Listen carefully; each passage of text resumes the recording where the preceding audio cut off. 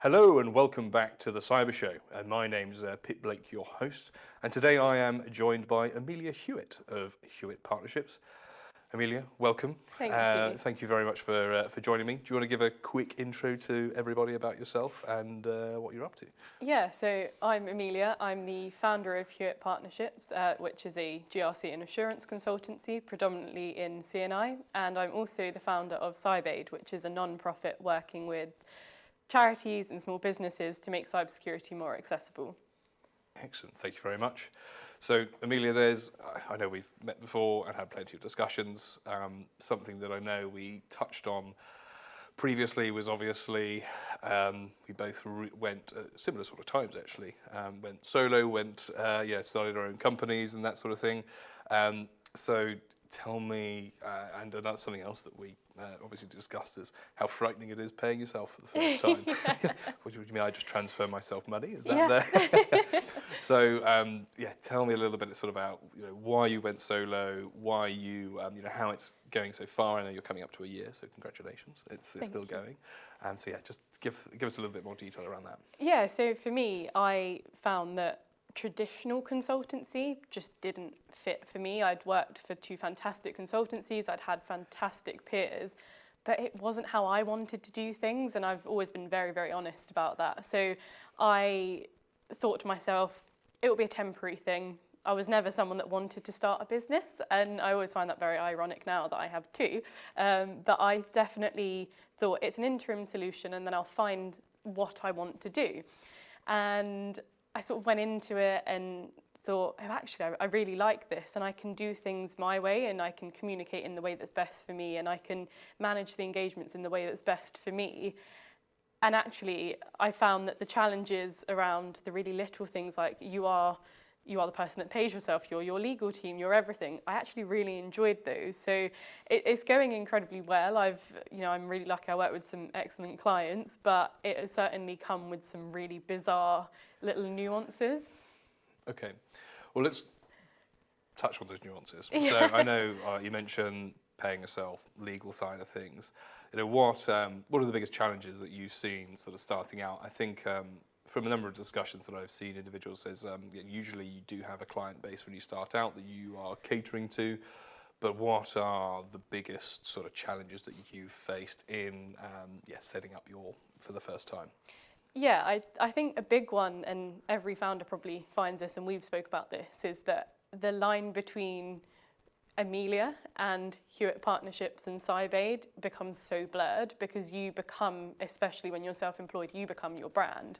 And that's something that, for me, I found really difficult, is that you need to get a lot better at the self-promotion piece, and definitely a lot better, or I had to get a lot better at recognising where work was and home was, and that can be really difficult, especially when we work remotely.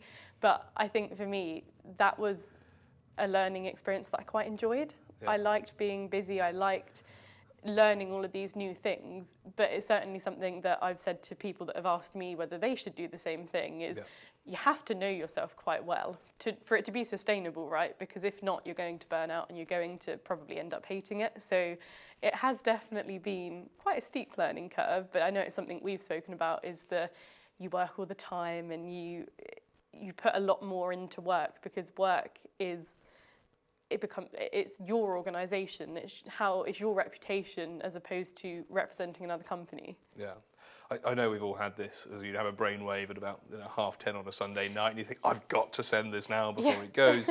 So no, I understand that. So, and how do you combat that sort of home? And we've all been working from post during COVID and after that, offices and things have become a lot more flexible. How did you solve that challenge of the work-life balance, so to speak, especially when you're starting out? And I'm sure all over socials you hear about people who get up at 4 a.m. and then sort of whatever, earth themselves, go for then work 18 hours straight, and then all of a sudden you do the maths and the hours don't quite add up. So how did you sort of manage to manage that?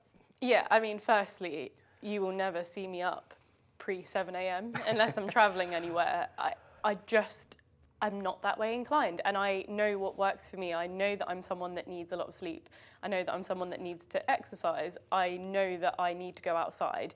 And so for me, balance looks like making time and prioritizing what I need, because that then makes my business successful, because I'm more present, I'm more engaged. My heart is in it as well, and so this culture around, you must wake up at 5 a.m, you must run 10 miles every day, and that is what will, this hustle culture, it just didn't work for me. And I think that's something that you have to figure out on your own, is what is going to work for you. For other people, that's great. I know that I work best in the evening, so it doesn't surprise my clients when they get an email at 10:30 at night from me asking for information or delivering something. But it's also about communicating that to people as well. You have to be able to communicate to the people around you what your professional boundaries are, and what works for you to do the best for them. Yeah, and coming back to the work side of things. So let's go Hewitt partnerships. I know we'll come on to CyberAid. You've had a busy year, so we'll come on to the CyberAid stuff. But in terms of the Hewitt partnerships, you mentioned that you work for those a couple of traditional consultancies. What is it that you're doing differently, which you think sort of changes the status quo of the industry, of your deliverables? How does that work? So for me, and my ethos to consultancy has always been, it is my role to come and enable you and empower you as an organisation to do cyber correctly. With consultancy, and we see this in most consultancies, is it's very much, we'll go in and we'll give you a service that we can then upsell, and then you'll likely become dependent on us for most of your cyber. I don't want to do that. I don't think that that's sustainable in terms of building cyber practices that are robust and also resilient, but I also need work. So I'm very upfront about that in the beginning, that I will enable you to do this for yourself, but we may find that there are other opportunities for us to work together, or different work streams. So I think for me, breaking that status quo is having that ethos of, I'm not going to come in and hold your hand for the next 5 years, because that's not beneficial for them at all. And I think that's something that is different, but also something that I can see other consultancies coming around to doing. But as a big consultancy, you have to win work, and you have to have a continual pipeline of work. And I suppose that's where having a much smaller entity can be a lot easier. So the sort of teach them to fish rather than give them the fish sort of ethos is sort of coming in there. Yeah, and people like that. I think people that are holding the purse strings don't want to feel that you're boxing them in for a big expensive commitment. I think if you can find a way to work with others that is both profitable for you, but also not overly salesy or overly committed, that can be a really good way, especially if you're self-employed or have a small consultancy, to build up those relationships over time. Yeah, and networking is such a key part of it, as you know. And if you want to be seen to be delivering the best value, building those relationships with the organisations that you do work with, ultimately, so you can do more business with them. Now, with cyber, and we have, if we sort of take the finance industry, you have sort of the internal audit, and then you have the external audit. So ultimately, if you are in that position where you've sort of done sort of a fantastic job at being able to have those organisations internally do their own audits with teaching them the skills, etc., that you do, then ultimately I imagine they'll be looking to do that external audit with you as well. Yeah. So, yeah. And tell me more about CyberAid. So I know this is it's been all over your socials. There's a lot of stuff going on there at the moment, and that's a lot to take on. Starting your own business, doing the sort of your own, as you say, legal department, business development, all that sort of, and delivery model as such. Why CyberAid? How did it come about? And where do you find the time? All very good questions. So in terms of where it started, I had a bereavement in the family last year with my grandfather, and he had spent the last 20 years of his career in local government, and as part of that he worked really closely with a lot of charities and small businesses. And something that when we were going through all of the processes that you do, we got talking to a lot of those organisations that he was a trustee for or sat on the board of, and I'd thought to myself, I'd love to help these people and I'd love to continue that ethos and legacy almost, but how can I do that in a way that utilises my skills? And a few months after that had passed, and I think I was out one night with a friend and I'd said, I'm going to make cybersecurity accessible to charities and small businesses, which is quite a big declarative statement, but doesn't feel so big when you've had a few glasses of wine. So I went away and sort of over Christmas had thought about this and thought about what I wanted to do, and that's where Cyberbait came from. I thought there are so many people that probably feel the way I feel, that they want to do something positive and they want to make an impact, but they don't know how. And that was what I thought I could do. I could facilitate those connections, which has been very, very exciting. So we launched in February. We're growing very, very quickly. And really, for me, in terms of how do I find the time, I have a really excellent team, and that makes it a lot easier for me. The first sort of month or so was very much, it all happened way quicker than I could have probably anticipated, and I didn't necessarily know how to ask for that support. So now I really do surround myself with people that share the same vision as me for Cyberbait, and it makes it a whole lot easier. And how did it work with a charity, for example? So, you know, Company's House with your business, 20 quid, oh, I'm a registered business, is that it? What's the sort of process with charity? I know there's a number of charitable organisations or not-for-profits. Yes. How was the process compared to setting up your company, for example? So with Cyberbait, we're a CIC, which is a community interest company. Okay. So you're a type of non-profit, but you're not a charity as such.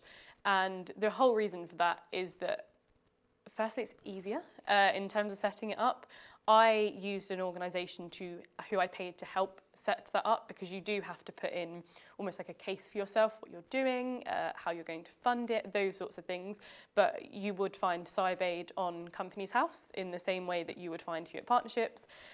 There are a few additional things you wouldn't have to do in terms of, like I say, putting that case together. For some activities that you do, you may need to have certain policies in place for funding and whatnot, but it doesn't differ too differently. You get a legal structure as a company. Cyberbait has no shares, so I have no share capital, which is a good testament to us being non-profit, but it does work in quite a similar way, and you would have to submit company sort of finance documents the same way that you would do sort of your submissions every year. But again, having a team to help with that makes it a whole lot easier. Okay. So I love a barbed question, which is, I know I mentioned it to you before, but I know that, so if we're looking at the doing work for charities, there are some freelancers, individuals who, and I know there's been a few comments out there, who would say, sort of, hey, look, that's my business, that's what I do, I rely on that for my income. So sort of two prongs to this. Do you think that, obviously you've got the company yourself that are doing for profit sounds awful, but a revenue stream from those particular activities. Do you think it's having Cyberbait is maybe detracting from that potential revenue stream with the and what do you say to let's call them the haters who sort of come out and sort of said that's my line of business, why are you doing this for free, sort of thing? So it's very valid, and as someone that has a business, I get it more than anyone. I can understand how something like this could come along and potentially be threatening to your commercial business. It's something that crossed my mind too. However, the organisations that Cyberbait are working with don't have the money to pay for a consultant. And if they do, they can't pay for the sort of, for some of the organisations, the transformation piece that they need, or even just the initial gap analysis piece. So what Cyberbait are doing and what our volunteers are doing isn't necessarily work that you would normally go in for as a commercial bid. It's usually shorter projects or training pieces, and yes, some people do sell that, but these organisations are working tirelessly to support other people. Why would we not want to give them something that's remotely beneficial, even in the smallest way? I was talking to a CIO of a charity the other day, and she'd said, it really keeps me up at night that we have data on such vulnerable individuals that I can't confidently say that we're protecting properly. Now, she has devoted her career to helping other people. Why wouldn't I want to do something to make her feel a bit more at ease and make her organisation feel a bit more at ease? So I think my message to people that feel that way is, firstly, I'd love to have a conversation with them about it. I think it's really interesting and I'd love to understand more where that view comes from. But secondly, is that there is so much work available. The people that we're working with aren't your clients. And if they are, there's usually good reason why they're not, or they can't pay for that. So I think it's understanding a bit more about the charity and small business landscape that has given me a bit more understanding of why that isn't a problem, but it's an understandable concern.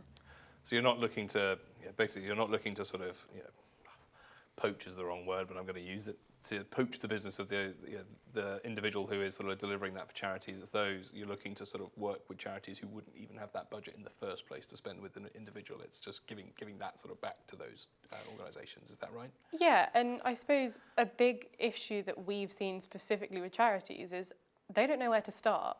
So that puts them in somewhat of a vulnerable position for a consultant to come in and say, well, you need all of this work doing and it's going to probably cost you a lot of money. Yes, a lot of our organisations have a baseline level of cybersecurity and data protection in place, but they don't necessarily have the resources to understand what they need. And for us, if we can just give you an idea of that, and then you may want to go away and invest in that as an organisation, we've still done a small piece of that. And that's the important part for me, is it's the empowerment piece again. It's being able to give people tooling to do things for themselves. Is there an argument that what you're doing could almost facilitate work for those individuals who are sort of making those complaints? Yeah, so I think there is. Within CyberAid and within the talent pool we have as volunteers, within our volunteering agreement, there's a non-solicitation clause, because I think that that's in direct conflict with the why I set it up. It was to be non-profit. So our volunteers can't solicit business from organisations they've worked with. Now, yes, it may open those organisations up to wanting more of that work, but it's not CyberAid that are pushing that. And that's the key element. It has to be a choice, right? It can't be we scare you into investing in something that you may not necessarily need. It's that we can give you some more clarity and some more awareness, and what they choose to do with that information is up to them. Okay. All right. So for all of those who've maybe made comments or who are looking, maybe looking to have a conversation with Amelia, please do reach out. She's very, very forthcoming when it comes to this, and she may even be doing some business development for you. So that's the message sent out there. So I want to stay on CyberAid. I know, again, I've seen through all the various socials and a bit of research that you've got a board, which is, run me through the board, talk me through sort of decision for having a board in the first place, why you think it's important. I know you talked about surrounding yourself with important people. I mean, please do give obviously, CyberAid is a not-for-profit, give a shout out to anyone who's on your board if you'd like to do so. Run us through it. Yeah, so my board is made up of Tanesh, Andy and Rebecca. They all do completely different things within cybersecurity. So Andy works within risk management, Tanesh has been an entrepreneur in cyber, and Rebecca works in threat intelligence. They have all had incredibly diverse careers, from military backgrounds to more sales, and Rebecca came from more of a personal assistant background. And for me, that was so critical, was that I would like people that understand the cyber industry, but I don't want people that look like me, that have had my career journey, because I don't have all of the answers. So by diversifying what we do and who we have in the room sort of inputting into our strategy, it means that we can do better. So I really, really quickly realised I needed a board. It grew a lot quicker than I anticipated, as I said, and I think for me it was being able to have people at that strategic level, so people that could feed into what we're doing long term, not just now, because as a founder you are always living in the now. What do I need to be doing? Who do I need to be emailing? What do I need to be signing up for or investing into? Whereas they could look at it from a more holistic view. So I think they were very easy selections. I know Tanesh, I knew Rebecca, and I met them both through various sort of, not even with work, but more industry-specific initiatives. I met Rebecca on a leadership course and Tanesh through another volunteering opportunity on an organisation he works with. And I think you kind of just know when you meet someone if you're going to get on with them. And with both of them, I really got on with them. And I found that I shared really similar values in terms of what I wanted to do and what I needed. And the important thing, specifically for those two, was I felt that as a founder, I would be so supported, and I am. And their concern isn't just for the organisation, but for me and my growth as well. And that's something that's really hard to find. And with Andy, he actually reached out to me once we'd launched CyberSecurity. We didn't know each other, we'd been connected on LinkedIn, and he'd reached out and said, would love to have a chat about it. And from the moment I'd spoken to him, he was so engaged and invested, and he had so many ideas. And we happened to run into each other at a networking event a few months ago. And it was really odd. It was when you walk into the room and you go, I know you, but I can't remember why I know you. And we got talking, and we had a meeting after that, and he came to the meeting with so many ideas and such a fresh perspective that I hadn't thought about, that it was really easy to sort of say, I'd really like you on my board if you'd like to do it. And the three of them have since met, and they work really well together. And having that different experience of, Andy works in consulting, and Tanesh has had so much startup experience, and Rebecca does a lot of work around inclusivity as well within the industry. That skill set was so broad that it was a no-brainer for me, really. It was, you can provide so much of where I was lacking, and for me, it just makes me so much more comfortable. Yeah. Well, we'll come on to that inclusivity piece. I think we'll pivot to this afterwards. Yeah. But in terms of your time, so obviously with your startup, with the and a not-for-profit startup, and then sort of engaging with that board, what's your time look like? It's because it sounds like anyone who's listening to this is probably thinking, I barely have time to sort of do my day job, let alone, especially sort of working within cyber. We know that there's a lot of rhetoric around there about people being overworked, burnout, etc. And given, it's also something you mentioned about the burnout piece, right? So how do you manage your time between those organisations and with the board as well? Yeah, so to add perhaps another layer of complication to this, I am actually a full-time degree student with the Open University, so I'm also studying for a combined STEM degree, which is important, and I'll come on to why that piece is important, is that, like I said before, I know what works for me. I know that I need to schedule in exercise. I know I need to schedule in time outside. I need to get enough sleep. So I have almost sort of created a world in which I work my life and my work life around those things. It isn't work comes first and then I'll make sure I'm okay. It's that I need to be okay to do well at work. Yep. And as a part of that is that I get asked this quite often, why are you doing a degree? It was something I was interested in. And so by having this degree, it's almost like having a hobby, which sounds really sad actually when you say it out loud, but I make sure that there is enough in my life that is enjoyable, that isn't work, that work is also enjoyable because I'm not spending my entire life doing it. And I think that is really integral for me, is that I always need to have a lot going on. I'm really one of these people that really likes to be busy, but it's also being able to ask for help, especially with CyberSecurity and with work. I have people around me that I can communicate whether or not I have capacity or where I need flexibility. And that's how I schedule it all in. I think you just make it work. If you want to, you make it work. I have found that because I enjoy what I'm doing, I don't necessarily struggle as much with that piece, but I definitely have, since being self-employed, struggled with that. And to that, I've just had to make a few changes in terms of what my priorities are, and I've made it work. Well, it sounds like you're one of the busiest cyber professionals out there, which is great. But coming back to that sort of, and it sort of it kind of ties into sort of the diversity piece. It ties into you sort of starting everything up, But I know that you've done a fair amount of work with sort of women in cyber as well, which I guess is sort of comes back to that sort of having that your board member who's sort of very into sort of the diversity side of things.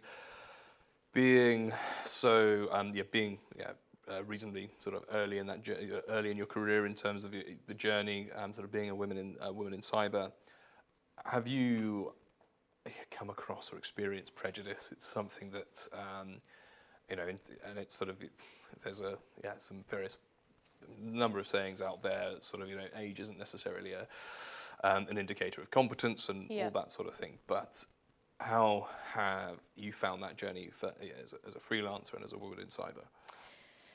I've definitely found since being freelance, it has become easier. And I think that comes down to having more choice and more autonomy, is that if I feel like or felt like I would be in an environment where there would be prejudice,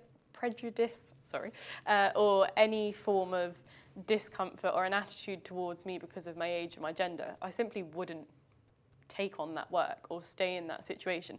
And that's a very fortunate position to be in that you don't always have when you're in a permanent role.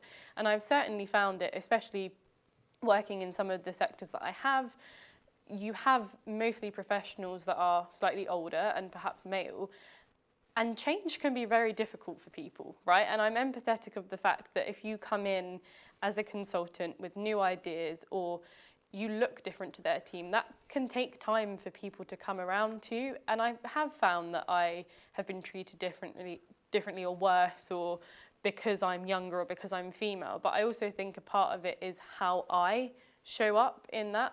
I am a huge supporter of women in technology and women in cyber, but I don't show up as I'm Amelia and I'm a woman in cyber.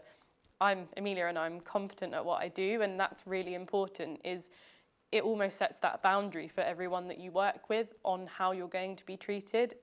And I've always been very good at standing up for myself in those circumstances. So it has happened, but I feel that I'm now in a good position that I can support myself but also support others. And whilst there are very few women in cyber, that doesn't have to be your identity. If you are a woman in cyber, you should support others and you should make that pathway for other women. But it isn't all that you are. You are your competency and your capability and your knowledge. It is quite limiting sometimes to just have that label. I know we mentioned it before, didn't we? That we don't want to spend the whole show talking about women in cyber. I know there's a lot of really good content which has been put out about that, but ultimately I think it's the competence which shines through. But have you ever been in a situation where you haven't been able to? Fine, we know that there is prejudice out there, but have you ever been in a situation where you haven't been able to break down that barrier and overcome it? Yeah, certainly. And I've been in circumstances where the consultancy I've worked for has had to stand in with a client and rectify a situation where I've been treated unfairly because of another person's belief. And that's really hard to contend with, especially as a young professional. And I've said this since I started my career, is when you start work, nobody gives you a manual on how to deal with workplace politics, and nobody gives you any warning that you may be in a situation where something bad may happen to you and you may have to deal with that. And so I think for me, the hardest learning curve wasn't necessarily that someone had any prejudice against me. It was that I didn't know what to do and I didn't know how to fix it. And that is probably an experience a lot of young people face, not necessarily just young women, but young people face, is that there isn't really that much support out there in terms of how do I manage that, how do I deal with that, and how do I not let that impact my work. So I think it's something that's really important to talk about. Yeah.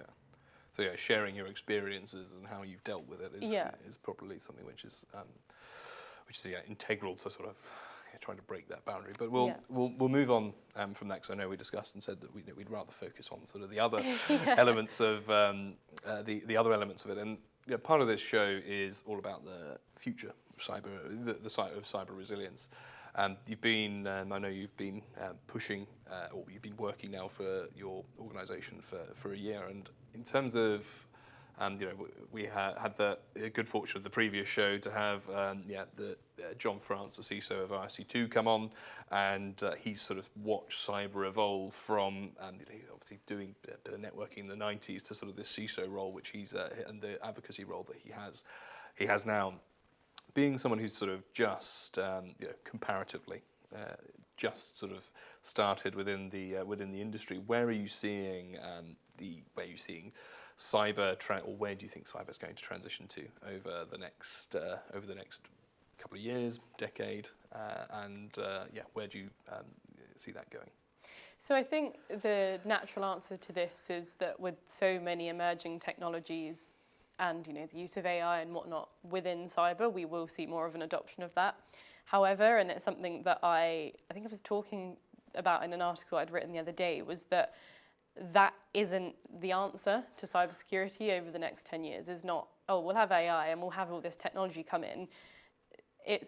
I think for me, the future of cyber resilience is ensuring that we have a workforce that can adapt to those technologies, because there's always going to be an element of people in cybersecurity, and I am very much a people cyber kind of person.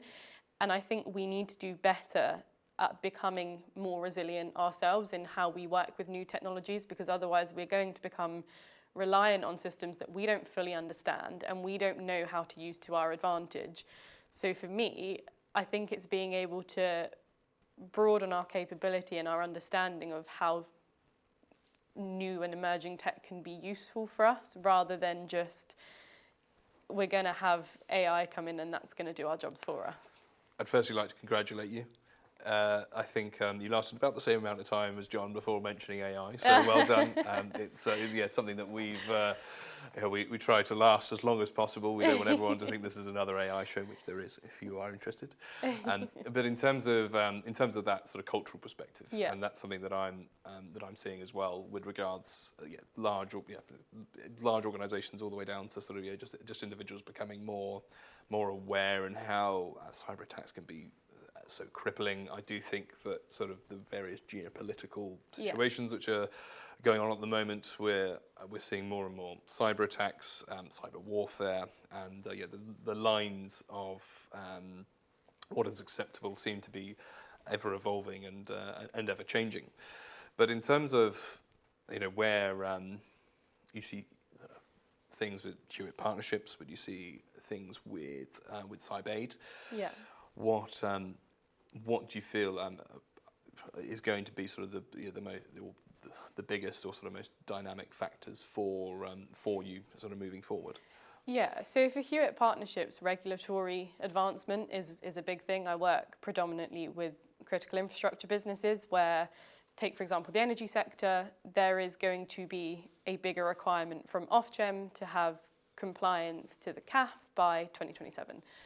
And that need creates a lot of work, which is fantastic, but also with a lot of that work comes a huge education piece for those sectors around cybersecurity, is that cyber is no longer going to be something we slap on the end when we've got a new operational system. It is going to be by design from the beginning.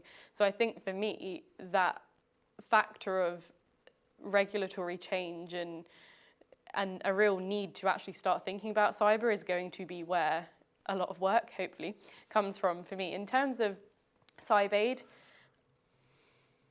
I want the conversation within the small business and charity sectors to start growing when it comes to cyber. And that's a big thing for us, and I said this in a board meeting last week, was I wouldn't mind if we had no new clients in over the next 3 months, but I want people to start talking about us, and I want people to start talking about cybersecurity. And I think that cultural piece around awareness is going to be what drives that change within those sectors, is that you can't ask for help if you don't know what you're asking for. And I think if we can give people a better idea of what they need, they'll know firstly what to ask, and secondly who to ask, and that will hopefully be us with some of the clients we work with. So it will be very interesting, I think, to see that change, especially within the charity sector, who are maybe less mature in that regard over the next few years. And it's really exciting for us to be a part of that, and hopefully and ambitiously, hopefully a big part of that as we grow. Do you think that it has to be compliance driven? So on the last show, just in terms of the acronyms, and I'm really sorry just to rattle some off, which I mentioned: NIST, NIS2, GDPR, DORA, and CAF. Which do you think all of those items have to be? It has to come from a compliance basis. Do you not think that? Do you think organisations are mature enough in their approach to start addressing the cultural issues, or do you think it's still a compliance and just a checkbox exercise? I wouldn't necessarily say it's maturity in an approach, it's maturity in attitude, right? Okay. So if cybersecurity is a requirement, you're only going to be driven by compliance, and that's going to be your biggest factor. Is if you're spending money on it because you have to, because if you don't, you'll be fined or you'll have any form of consequences from a regulator, you're always going to do it because you have to, not because you want to do the right thing. And I think that's something that is very key that I do see changing, and I see with a lot of new leadership in a lot of these organisations that I work with, is that they're doing cyber partially because they have to, but also because they know that that's where their industry is heading and that's where the world is heading. So I think it doesn't have to always be driven by compliance, but it's hard to break behavioural patterns, and it's hard to break biases and opinions that have always been in place. And it would be something we see with the next generation of talent who have always had access to technology and will have had knowledge around cybersecurity concepts from a much younger age. By the time they're in leadership positions, this will have been on their conscience their whole life, not just the last 5-10 years. And so I think it'll be very interesting to see what that looks like in terms of that attitude changing. I think at the moment we are very much in the compliance drive cyberspace, but it is changing. But change of that scale takes quite a while, and I think it's something that as consultants we need to do and push more of, is the showing businesses value add of cybersecurity outside of you need to do this to meet a regulatory requirement. But yeah, I know we talked about the business side of things on the last episode quite extensively, but it's in terms of how we are looking for things to evolve. I know that certainly the compliance side of things is working, which is great. But I think you're absolutely right in terms of sort of that consultant-driven approach. I think we're coming up for our sort of half-hour mark. So, is there anything else that you would like to? We always give the opportunity for the individual to give shout-outs, mention something. Is there anything you'd like to say to the viewers?